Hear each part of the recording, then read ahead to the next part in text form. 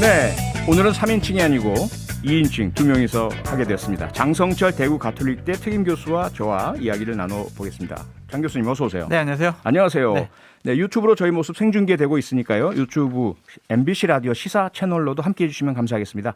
장성철 교수가 주목한 오늘의 이슈 무엇입니까? 윤석열 대통령 당선인 취임식 잡았습니다. 취임식이요. 오늘 28일이니까 네. 대략 13일 정도 남았거든요. 아, 그러네요. 근데 지금 축복 속의 취임식이 되는 것이 아니라 예. 논란의 취임식이 되고 있다. 아하. 민주당이 호화 취임식이라는 프레임을 갖고 네. 상당한 수준으로 지금 공격하고 있습니다. 그렇습니까? 호화라는 것은 되게 고가 비용이 많이 들고 이런 것일 텐데 그렇죠. 현재 보도 내용을 보면 33억 원? 적절한 예산인가요? 적절한 비용이라고 생각이 듭니다. 네. 이것이 뭐 윤석열 당선인이 나 취임식 때 33억 원 쓸게 이거 허락해줘 이렇게 한 게 아니거든요. 예. 대선 훨씬 전에 네. 여야가 합쳐서 이번에 취임식은 33억으로 하겠습니다라고 국회에서 결정한 거예요. 아하. 그래서 이 돈을 쓴다고 해서 민주당이 초호화 결혼식 이런 식으로 초호화 취임식 결혼식이 33억이면 초호화네요. 아, 그렇죠. 취임식 33억 쓰니까 초호화다라고 공격하는 건 좀 무리가 있다라는 생각이 들고요. 네. 참고로 김영삼 전 대통령 때는 10억, 어허. 김대중 전 대통령 때는 14억, 예. 노무현 전 대통령 때는 20억, 어허. 이명박 전 대통령은 25억, 예. 박근혜 전 대통령은 15억. 내려갔네. 31억을 썼는데요. 예, 31억. 그러니까 대략 물가 상승까지 해보면 2억 정도가 좀 많아진 건데 예. 이걸 초호화라고 하기에는 좀 무리가 있어 보입니다. 예, 아마도 그 초호화라는 비판의 그 내면에는 이 네. 액수보다도 예. 신라 호텔이라는 그렇죠? 예. 민간 장소에서 한다는 것이 더 중요한 비판의 포인트 같습니다. 그렇죠. 신라 호텔 영빈관이라면 우리나라 예. 최고의 고급스러운 호텔에서의 영빈관이다. 왜 거기를 사용하냐? 청와대의 영빈관 사용했으면은 네. 국민의 세금을 좀 아낄 수 있지 않았느냐? 이런 비판의 논조인데요. 네.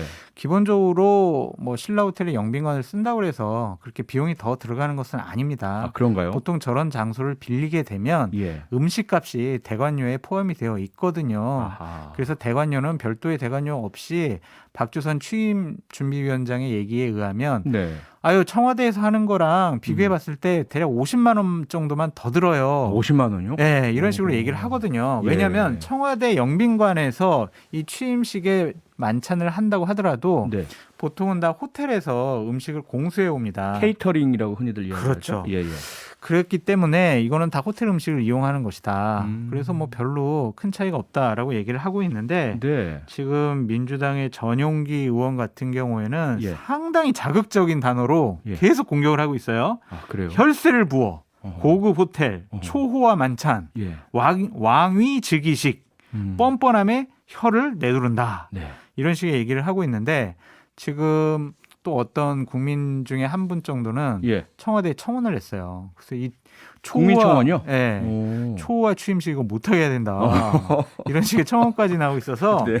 솔직히 참 좀 씁쓸해요. 새로운 아. 대통령이 당선되는 것이 네. 국민의힘 보수 우파 진영 예. 대구 경북의 대통령의 취임식이 아니잖아요. 아니죠. 대한민국의 대통령인데 그럼요. 이 취임식조차도 정치적인 논란의 중요한 화두로 떠오른 것이 좀 네. 씁쓸합니다. 네, 지금 유튜브로 흰쌀밥에 된장찌개라는 아이디 쓰시는 분께서요. 비용이 문제가 아니고 왜 청와대에 두고 여기로 가나요? 그러니까 청와대라는 곳이 분명히 있는데 그 이전에 대한 불만까지 포함되신 것 같아요. 그렇죠. 근데 청와대를 국민분들에게 돌려드리겠다라고 한 윤석열 당선인께서 예. 약속을 지키기 위한 고육주책이 아니냐라는 생각이 들고 네. 왜 청와대에서 영빈관에서 하지 왜 신라 호텔에서 해요? 그랬더니 박주선 취임 준비위원장은 네. 경호 문제가 있다. 왜냐하면 청와대를 5월 10일 날 당일 날 네. 국민들에게 개방을 하기 때문에 예. 대략 3만 9천여 분 정도가 청와대 경내를 이렇게 구경하실 거다. 예. 그렇게 되면 경호상 상당히 문제가 있을 것 같다. 아하. 그래서 우리가 네. 어쩔 수 없이 신라 호텔 영빈관을 이용한 거다라고 얘기했습니다. 네. 또 하나 제기된 문제가요. 외부에서 민간 시설에서 취임식을 진행하기 때문에 의전 차량이 558대. 네. 이게 동원되지 않아도 될 의전 차량이 558대가 동원된다. 이런 비판이 근데 이게 있습니다. 동원되지 않을 거였다라고 보기엔 좀 어려워요. 그래요? 그러니까 이게 558대가 네. 그냥 취임식에서 뭐 만찬장으로 이동시키는 그 뭐 558명의 분들 내 외빈을 위한 차량이 아니라 예. 어쨌든 외국에서 손님도 많이 오시고 네. 국내에서도 이제 손님들 많이 오시지 않습니까? 예. 대략 200여 명 정도가 만찬에 참석을 하게 되는데 그분들을 좀 이동시키고 취임식장에 좀 모셔오고 네.